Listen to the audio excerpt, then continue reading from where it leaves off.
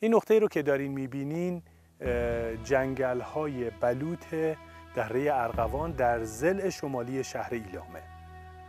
اکثر پوشش دره ارغوان بلوط ایرانیه و بلوط‌هایی که این نقطه داریم می‌بینین اکثراً شاخه‌زادن.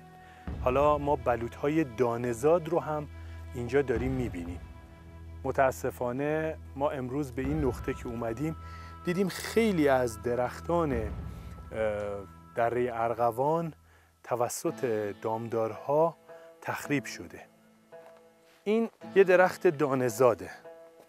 خب الان اینو نگاه کنیم، یه تنه خیلی نحیفی داشته که این تنه توسط افراد ناآگاه اینجا قطع شده. حالا چرا این درخت رو قطع کردن؟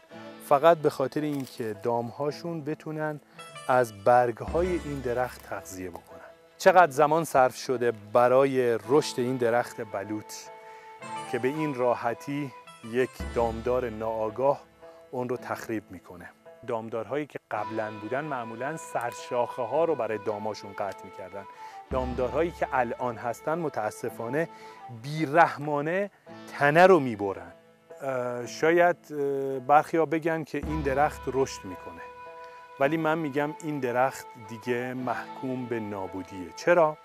چون این منطقه یه منطقه تفریحیه و خیلی از گردشگرها که میان این نقطه بعد از اینکه این شاخه ها رو سوزوندن دیگه هیزومی در دسترس ندارن و اولین چیزی که بهش میرسن این تنه درخته و این تنه درخت رو هم از پایین قطع میکنن.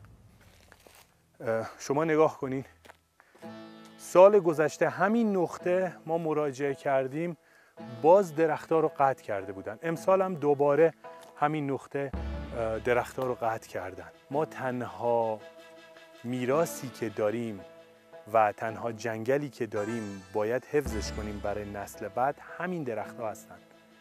این درخت‌ها دیگه ما نهال جدید در پاشون نمی‌بینیم. جنگل اینجا دیگه زادآوری نداره و متاسفانه انقدر گردشگر زیاده و زباله زیاده، جنگل دیگه فرصت احیا نداره. شما هر نقطه این جنگل رو دارین نگاه میکنین، جاده درست شده، سکو درست شده، منقل برای کباب درست شده.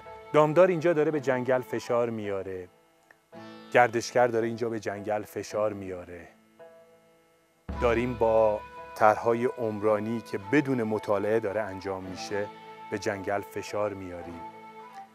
داریم با گردشگری ناپایداری که تعریف درستی ما براش نداریم، داریم جنگل رو از بین میبریم.